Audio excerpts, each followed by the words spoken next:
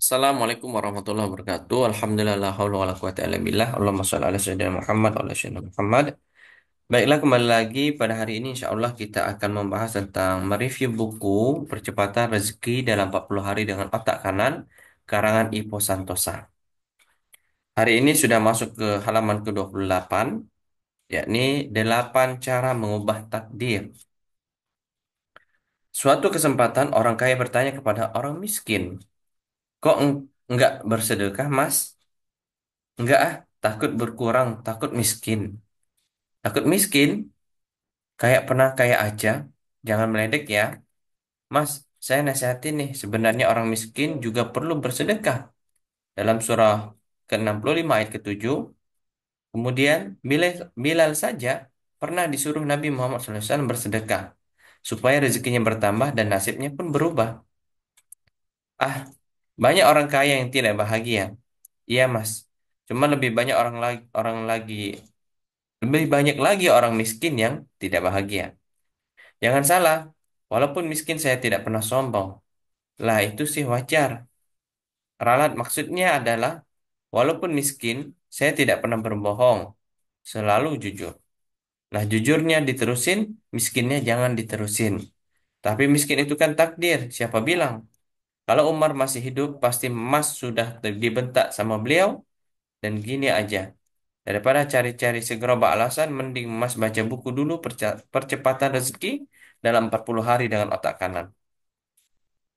Kemudian selanjutnya dalam buku ini jelaskan bahwa jauh-jauh hari Robert Kiyosaki pernah mengutip sebuah perumpamaan kuno.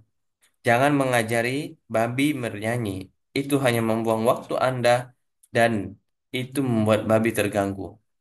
Maksudnya adalah jangan memberikan motivasi kaya kepada orang-orang yang tidak ingin kaya.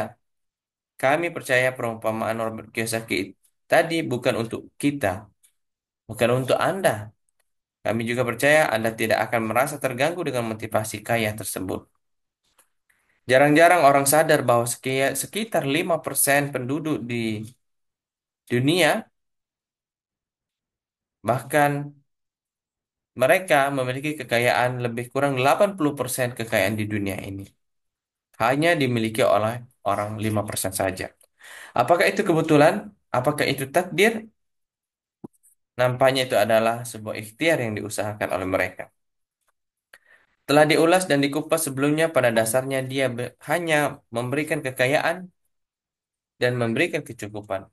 Dia tidak pernah memberikan kemiskinan. Ialah Allah Subhanahu wa taala. Ketika kalah dalam sebuah perang, Nabi Muhammad SAW segera introspeksi dan mengoreksi timnya, bukannya mencari alasan dan menyalahkan takdir layaknya perangai pecundang. Sebagian kita sudahlah layaknya seperti pecundang, banyak alasan.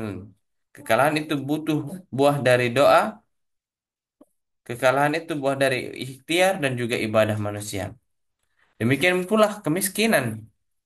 Itu buah dari doa, ikhtiar, dan ibadah manusia. Jadi kaya ataupun miskin itu adalah pilihan, bukanlah takdir. Kemudian buku ini menyampaikan bahwa nasib berbeda dengan takdir. Bicara soal takdir, rupa-rupanya takdir pun masih bisa diubah. Allah yang menetapkan takdir, betul. Nah, sekiranya dia mau, kira-kira apa dia bisa mengubah hak takdirnya? Ya tentu dia bisa mampu ataupun bisa merubah takdirnya karena ialah maha berhak ataupun maha berkehendak. Bisa karena ia maha berkuasa.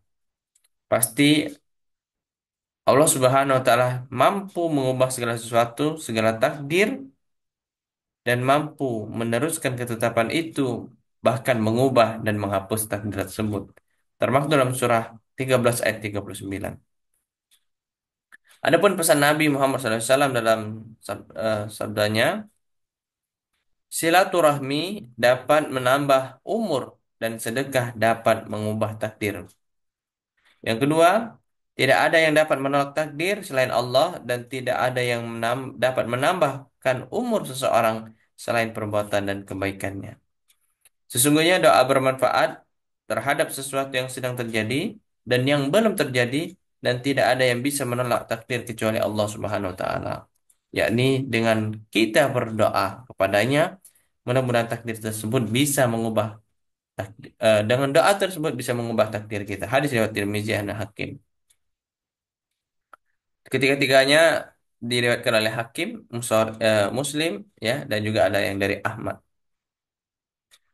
Ringkasnya, apabila ia telah berkenan, maka takdir pun masih bisa diubah dengan cara berdoa, beribadah, dan berikhtiar.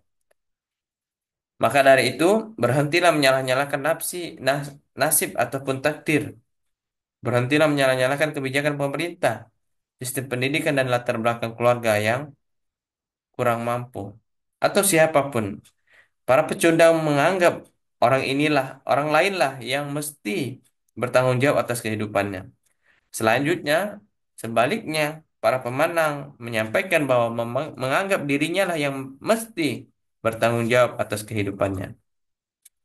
Ketahuilah bahwa kita adalah penanggung jawab atas kehidupan kita, termasuk kekayaan kita ataupun sebaliknya kemiskinan kita.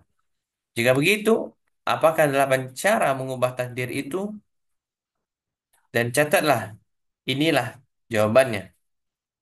Pertanyaan yang pertama adalah yakin. Dan yang kedua adalah yakin. Dan ketiga adalah yakin. Keempat adalah yakin. Dan keempat adalah yakin. Dan seterusnya adalah yakin. Dan barulah berdoa, beribadah, dan berikhtiar. Di buku sebelumnya keyakinan utuh seperti ini diistilahkan dengan 7Y.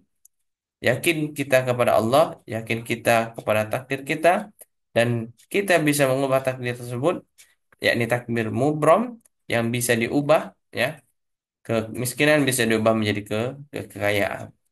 Mudah-mudahan bermanfaat. Ini saya yang dapat saya sampaikan dalam review buku pada hari ini. Mudah-mudahan bermanfaat. Kami akhiri, wallahu muwaffiq ila aqwamit thoriq. Wastabiqul khairat. Wassalamualaikum warahmatullahi wabarakatuh.